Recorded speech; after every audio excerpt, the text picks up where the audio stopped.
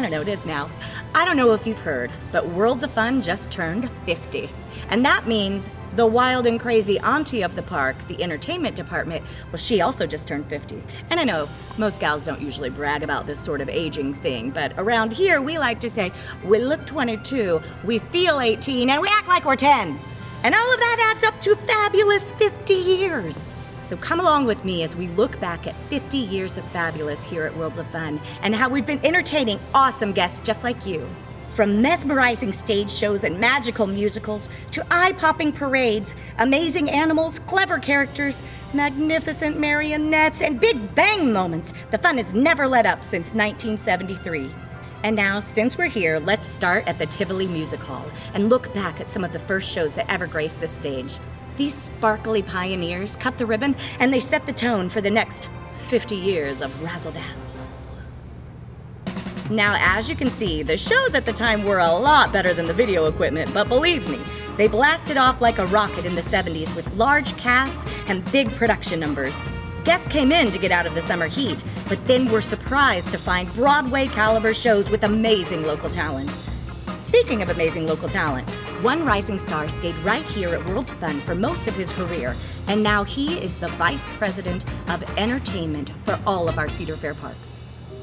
So my first job at Worlds of Fun was over in the Tivoli Music Hall on stage crew. My brother was in the show, and so you know, they were looking for another stage crew person. The show was already up and going, you know, so there was an opening, and somehow he talked Mark Bridgman into hiring me.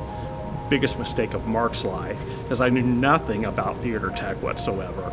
But man, it was a blast. It was just great being in the show, being part of that team, and really learning how shows are put together, what makes a good show, and just having a great season there, you know, in 1978 that was. So the Tivoli would start rehearsing like at the end of February.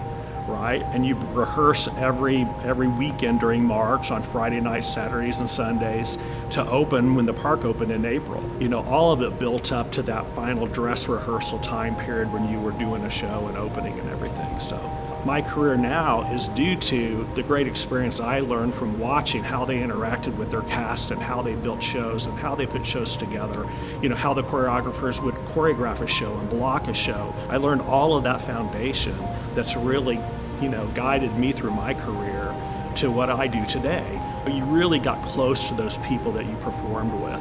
And for all of us that were in college during that time, you know, you would come back every year and perform during the summer. So you built these relationships during that time period that I have today. My best friends that I run with are people that I met here at Worlds of Fun in the late 70s and early 80s where I was a performer here. So lots of great memories. If I could go back in time, I probably would do just what I did, because it really has been this fantastic journey for me, and I've got to, you know, see people entertained all my life. So it's been a really fantastic, crazy, cool, interesting ride.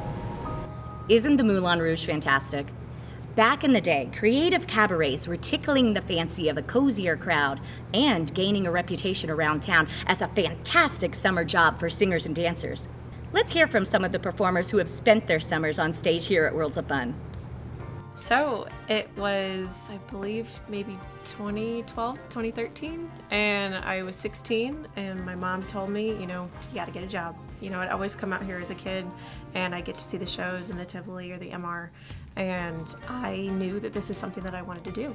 My mom was nervous, and they had me go through the next round, and you know, a few weeks later I got a call, and that call changed my life. The 40th reunion show was the first show that I was cast in. It was called Party Rockin' 40 Years, and it was a show throughout the decades, which could not have been anything better. You know, I loved getting to sing so many different genres of music, as well as all the different costumes that I got to wear. It was a blast, and you know, it's crazy to think that that first show was the biggest impact of my life, with friendships and performance and getting to do something that, you know, not very many people get to do as their first job. I'm a big person built on relationships, and I've met some of the best people working out of this park, and I met some of my bridesmaids that will be in my wedding here. I continued and fostered those relationships. I was here, you know, for 7 seasons after that. I performed here all through high school, all through college, and it was the best summer job, fall job. I loved every second of it. Another thing that knocks my socks off is thinking about the millions of sequins it must have taken to bring all of those amazing costumes to life. We thought you might want to go behind the seams and meet with one of the amazing longtime costume designers that helped bring us this 50 years of sparkle. I started here working for Donna Wellburn as a stitcher in 2016 when my daughter was performing in the shows. My background is costume design and build, and I just slipped right in. The first big project I worked on was Winterfest, and then we slipped right into Carnival after that. One of the things that I look at when I design something and choose a fabric for it is the way things move. I love to watch the fabrics move. Also, I love it when the performers are happy wearing it and they put it on and that's where they find their character. Right now, working on the Moulin Rouge 50 show, it's kind of a throwback to all of our other shows. I'm getting a lot of inspiration from some of the designs that we've used through the years that I've been here too. It brings joy to so many people, you know, and we have so many guests that just keep coming back for the shows. And our live entertainment is second to none, honestly. I tease and say that my job is like a unicorn because it doesn't exist anywhere else, not the way we do it. And the sky's the limit. If we can think it, we can build it, and we can do it. Sorry, I couldn't help myself. I was suddenly feeling very underdressed. Actually, I just wanted to make you laugh. Worlds of Fun has been yucking it up for over 5 decades. They've been making people laugh, and that's what keeps us young here. So let's take a look back at some of the funny moments in 50 years of laughter. Yeah, that was good, but maybe on the next one we just...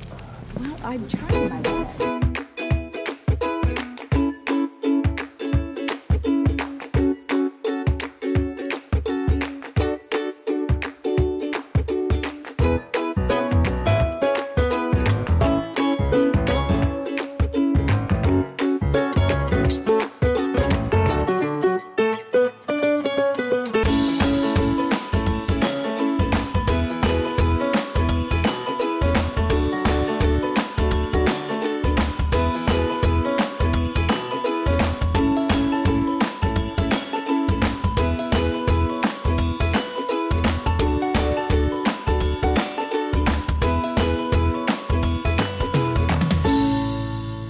As you can tell by now, we refuse to grow up, even at the seasoned age of 50. And part of what keeps us so young is, of course, creating entertainment for kids. Putting smiles on kids' faces is the heart and soul of what we do here. So let's take a moment and look back at some of the delightful shows and great moments that really taught us how to play. In 1975, Worlds of Fun introduced their first furry mascots to the park. A couple of them retired early, but the pandas went on to get their own mini-land, Pandemonium, in 1987. 10 years later, the Berenstein Bears moved in and had their own country. And in 2001, things got campy with the Peanuts characters as Camp Snoopy opened in Americana. And in the play department, no one can forget the marionette show that pulled our heartstrings and puppet strings until 1995. Was that fun or what? I hope that some of you watching can remember playing here as kids and that you've come back with your kids. Remember the Forum Amphitheater? It opened in 1974 and it absolutely deserves a shout out. For 2 decades, the 4,100-seat amphitheater hosted summer concerts with amazing lineups. Ray Charles, Chuck Berry, Donnie and Marie, the Spinners, the Righteous Brothers, Ronnie Millsap. There were so many fantastic performances that have become a part of our proud past. I'm starting to get starstruck. Speaking of stars, let's take a peek behind the curtain to talk with some of the incredible luminaries that have made the magic on our stages and midways. I'm Donna Wellburn. I started at the park in 1973 in January. I was 25 years old, and I was looking for an opportunity to be a full-time costumer, and then I met Gary. I'm Gary Noble, N-O-B-L-E, and I'm the first director of show productions at Worlds of Fun. Later, as fate would have it, our first musical director introduced me to Walter Bryant, and Walter Bryant, thank God, was there to become the musical director and do things in our shows that had not been done at any point in musical shows at theme parks at that time.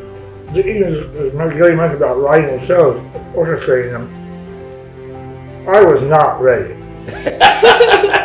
And I clearly got a lot better within just a couple of years. So I'm so grateful for the opportunity. Here's the reason there is a Tivoli musical.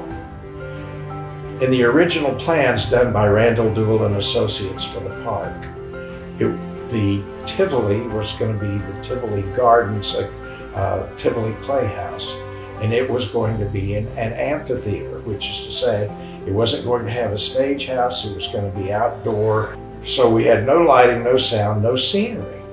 And I went to Mr. Stedman and said, "Sir, if I may, if you want the quality of shows that I think you want, we need to consider enclosing the theater." Well, Jack, realizing that that was probably true, decided that he could find the money in the budget. It was his love of shows and music primarily, that caused Worlds of Fun, our little theme park, to be excellent in that area. Oh, I have so many great memories of fun dresses.